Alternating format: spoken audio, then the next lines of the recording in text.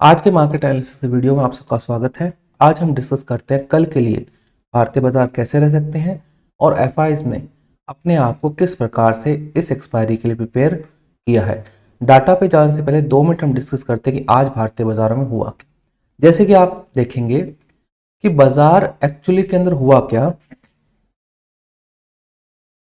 खुले gap down, reversal आया क्योंकि पुट राइटिंग थी और पूरा बाजार रिकवर होकर 22,082 के आसपास रिकवर हो गया।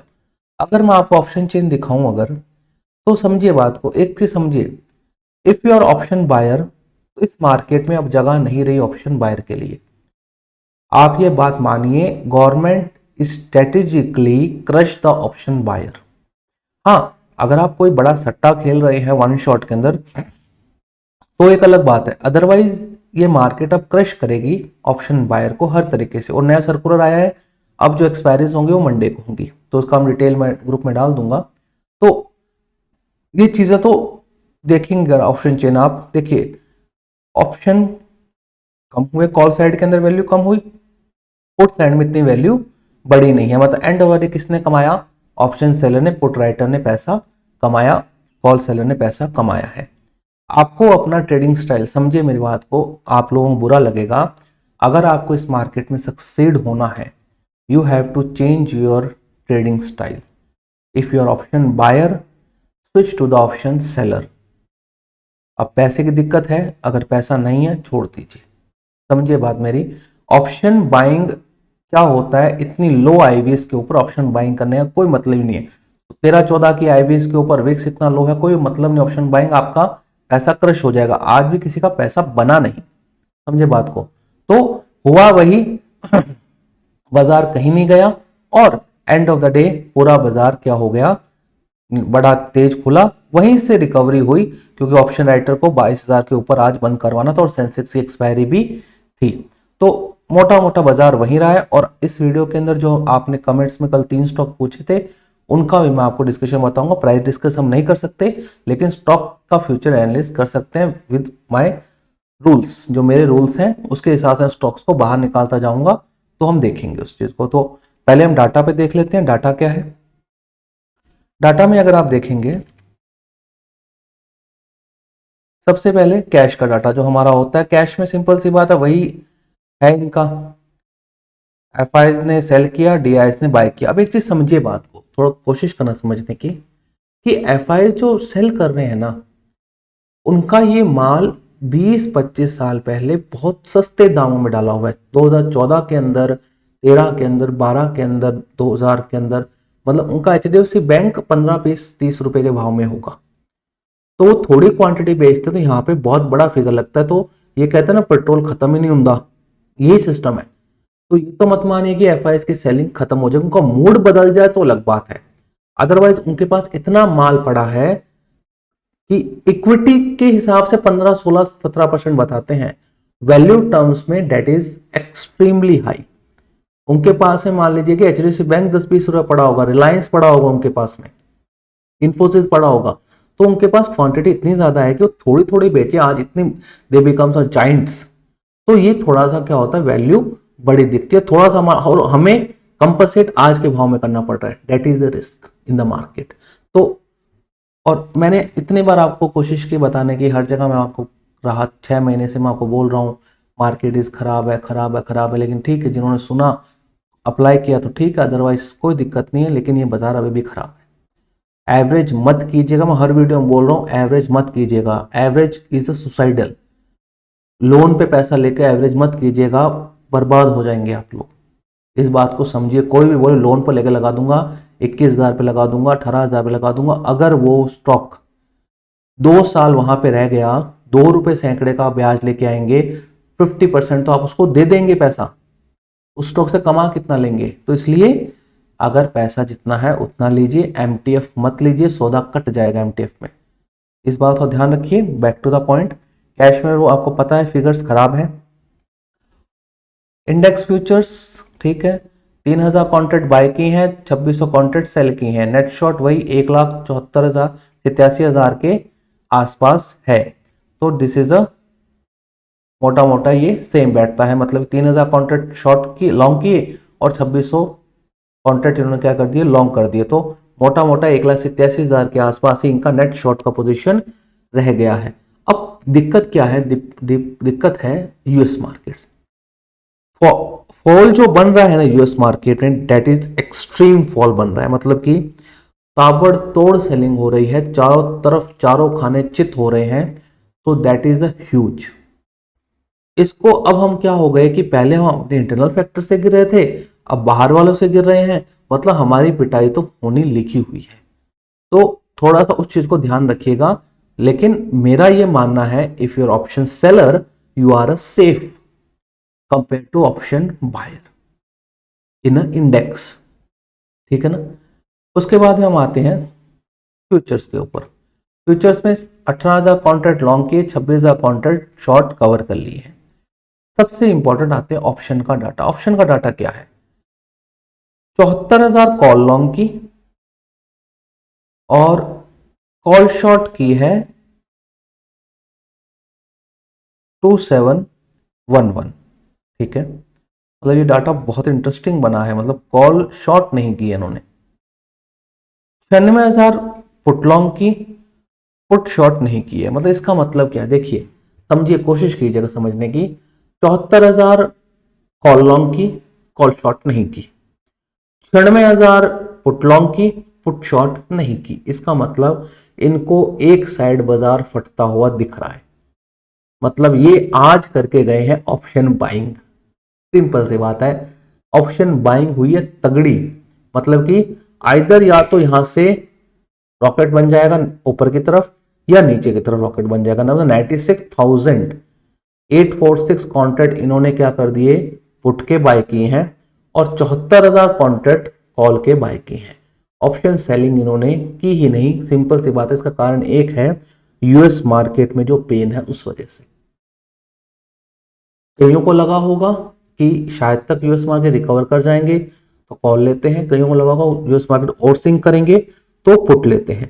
तो इस वजह से क्या हुआ है, ये जियोपॉलिटिकल कंसर्न्स की वजह से इन्होंने एक तरफा किया है, डेट इज अ ह्यूज। तो इस बात का थोड़ा ध्यान रखिएगा। मेरा तो कहना यह है कि बाजार बहुत खतरनाक है, थोड़ा ध्यान रखिए। अब आते हैं जो आपने 3 स्टॉक्स पूछे थे, मैं कोशिश करता हूं उनको बताने की।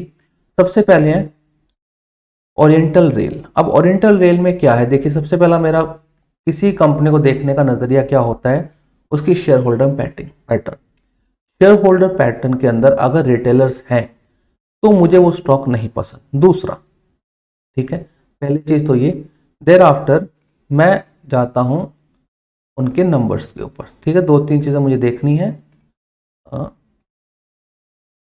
वेयर द नंबर्स, यहां से देख सकते हैं ना, उसके बाद उसमें चला जाऊंगा।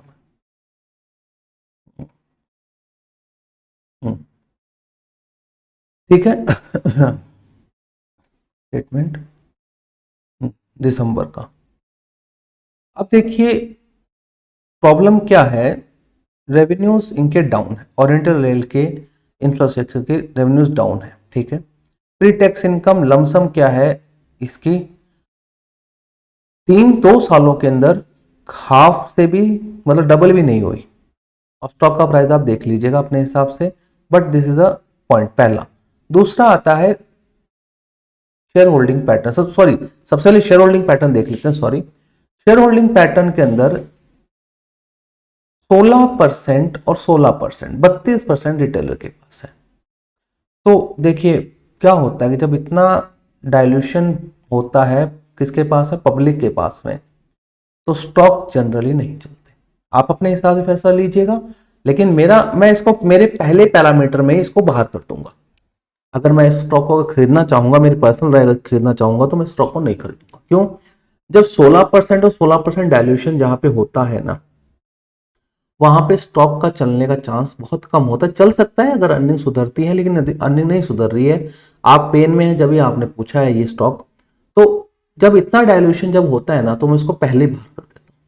कोई तंत्र वाली बात नहीं है, क्योंकि 32% कंपनी रिटेलर के पास है। 32% रिटेलर के पास होने का मतलब है कि 1/3 कंट्रोल आप जैसे और मेरे जैसे लोगों के पास है, जिनको पता ही नहीं कंपनी कैसे रन की जाती है। तो आई थिंक आपको अपना जवाब मिल गया होगा। तो ओरिएंटल रेल में आप थोड़ा सा सतर्क ही रहिएगा, मेरा तो इतना ही कहना है। उसके बाद इल्डा, इरडा का सबसे पहले शेयर होल्डिंग पैटर्न देखिए। इरडा का दिक्कत क्या है, 25-75-25 का रेशियो, ठीक है ना। 25% पब्लिक के पास है और बाकी फ्लोट गवर्नमेंट ऑफ इंडिया के पास है। लेकिन इस 25% के अंदर प्रॉब्लम क्या कहां पे आती है, 20% रिटेलर के पास है, वो भी 2 लाख से कम वाले। अब मेरे दिमाग में ये चीज समझ नहीं आती एक्चुअली सब। अब इसका कभी डायल्यूशन होगा इन फ्यूचर, अगर गवर्नमेंट ऑफ इंडिया अगर इसका डायल्यूशन स्टेक करते उस पर दाव खेला जाए तो अलग बात है, ठीक है ना, नंबर से भी बात कर लेंगे इसके। लेकिन अदरवाइज 20% अगर कंपनी रिटेलर के पास होती है 25% में से, मतलब 5% ही दूसरों के पास है, तो कोई बड़ा प्लेयर नहीं है, ना एनबीएफसी है ना एफआई है, कोई भी नहीं है, तो मेरा रहने का कोई तंत्र बनता नहीं है उस कंपनी में, ठीक है। तो ये मेरे लिए आउट हो गई, ठीक। और नंबर्स भी देखिए, आप इसमें पेन में है, मुझे पता है आप भी इसमें पेन में होंगे। अब प्रॉब्लम क्या पे आती है इरडा के अंदर, वैल्यूएशन ठीक है लेकिन 175 इंप्लॉइज हैं, पहली बात तो, पहली चीज 175 इंप्लॉइज है, ठीक है, इंप्लॉइज कम है, रेवेन्यू बढ़ा है, ठीक है, 60-70% रेवेन्यू बढ़ा है, बट वही बात है कि प्रॉब्लम इसमें भी यही आती है कि रेवेन्यू के साथ स्टॉक प्राइस नहीं बढ़े, मतलब जितना स्टॉक प्राइस बढ़ा ना उतना रेवेन्यू नहीं बढ़ा। तो दैट इज माय कंसर्न, मतलब स्टॉक प्राइस तो आपका देख लीजिए कितना बढ़ गया, तो हो सकता है ये पुराने भाव पर भी अपने आ जाए। क्योंकि अगर देखिए कोई भी स्टॉक में इन्वेस्टिंग करते हैं तो आपको एक चीज सबसे पहले समझनी पड़ेगी, उसकी थ्योरी पर बाद में जाया जाता है, उसका पास्ट परफॉर्मेंस और जो अभी हो रहा है वो देखना पड़ता है कि लोग कितने हैं। भीड़ में शामिल होने से पैसा नहीं बनता, आपको स्टॉक वो क्योंकि देखिए अगर आपके पास स्टॉक है, मेरे पास भी है, इसके पास भी है, इसके पास भी है, वो स्टॉक नहीं चलेगा। If you earn money in the stock market, you have to choose those stocks which are unique। मतलब आप उसमें तेज हैं, आपने उसको पहले पकड़ लिया, उसमें पब्लिक पार्टिसिपेशन नहीं है, और जब उसको चला तो लोगों के हाथ भी नहीं आया, फिर वो पब्लिक पार्टिसिपेशन कर भी नहीं पाएंगे। लेकिन जहां पे 20% फ्लोट अगर पब्लिक के पास हो जाता 25% में से, तो no sense of talking that stock. मेरा तो कहना यही है, मैं इसका फंडामेंटल देखूंगा ऐसे के, चाहे कितना भी अच्छा हो। हाँ, डायल्यूशन की जब बात आएगी, ओएफएस की जब बात आएगी, ओपन ऑफर सेल आएगी, जब जब आएगा तब हो सकता है कि इसका प्रीमियम पर ओएफएस आ जाए, या मान लीजिए कुछ बड़ा चीज हो जाए, दैट इज अ बेट, ये एक जुआ है। लेकिन fundamentally if retailers hold 20% of the company out of the 25%, that is approx to the 90% of the company of their stake, there no sense of this stock। हाँ, नीचे आता रहेगा धीरे धीरे, आपको पेन होता रहेगा, आप काट भी नहीं सकते, और आप एवरेज तो इसमें कीजिएगा मत, एवरेज तभी कीजिएगा जब अपने इश्यू प्राइस से थोड़ा नीचे आ जाए, तो that time you should have average out. वो आपको प्राइस दिख जाएगा, जो उसका एकदम लास्ट का जो एकदम स्टार्टिंग का जो प्राइस है वहां तक ये जा सकता है धीरे धीरे। उससे पहले अगर ऑफर की खबर आ जाती है, that is bonus for you. Otherwise company आपको मैंने बता दिया मेरे पहले पैरामीटर में फिट नहीं बैठती है। उसके बाद आता है जी। अब जी के अंदर क्या है कि प्रॉब्लम नहीं है, लेकिन ये क्या है मैं वो चीज बताऊं, जी में क्या दिक्कत है। जी के अंदर दिक्कत है 33% कंपनी पब्लिक के पास है और बॉडी कॉर्पोरेट्स के पास है, मतलब 50% कंपनी, 33 और 9 कर लीजिए, 43% कंपनी रिटेलर के पास है। अब जब रिटेलर के पास अगर 43% कंपनी आ जाती है ना, तो आप मान के चलिए वो कंपनी नहीं चलेगी। बायबैक लेके आए, कुछ लेके आए, तब ये अपना माल छोड़े या कुछ हो, अदरवाइज नहीं चलेगी कंपनी। आपको लगेगा, मैं बताता हूं जैसे क्या होता था, ये आपको लगेगा कि भागने वाली है, भागने वाली है, नहीं भागेगी। 5-10-15% का मूव होगा और आप इसमें उलझ जाएंगे। हाँ, मुश्किल है इस कंपनी का, क्योंकि फंडामेंटली ठीक है, कोई ऐसा खास भी नहीं है तो कोई बुरा भी नहीं है जी के अंदर, ठीक है भाई। रेवेन्यू देख, अगर मैं एनुअली भी इसका रेवेन्यू कंपेयर करूं तो ठीक है कि प्राइजेस के साथ में रेवेन्यू बढ़े हैं, बट ऑपरेटिंग इनकम तो इनकी कम होती जा रही है। तो अब जहां पे 33% फ्लोट आ जाता है ना, ये क्वेश्चन किसका था, आई थिंक मैं पूछ देख लेता हूं। 33%, ये प्रसाद जी का, दिलीप प्रसाद जी का क्वेश्चन था। देखिए दिलीप जी, जब इतना फ्लोट आ जाता है ना तब भाई मुझे तो समझ कम आता है, बाकी आप अपने हिसाब से देख लीजिएगा, लेकिन जब इतना फ्लोट जब होता है ना, that is not a good for a company. आप हिस्ट्री उठा के देख लीजिए, जब if a company has so much float और इतने शेयर्स और इतना सब कुछ होता है ना, कंपनी चलनी मुश्किल है। बाकी आप देख लीजिए, आपने इस पर दाव लगाया है, किसी सोच समझ के लगाया होगा, बट मेरे मैट्रिक्स में नहीं बैठती है, टू बी स्पीकिंग फ्रैंकली।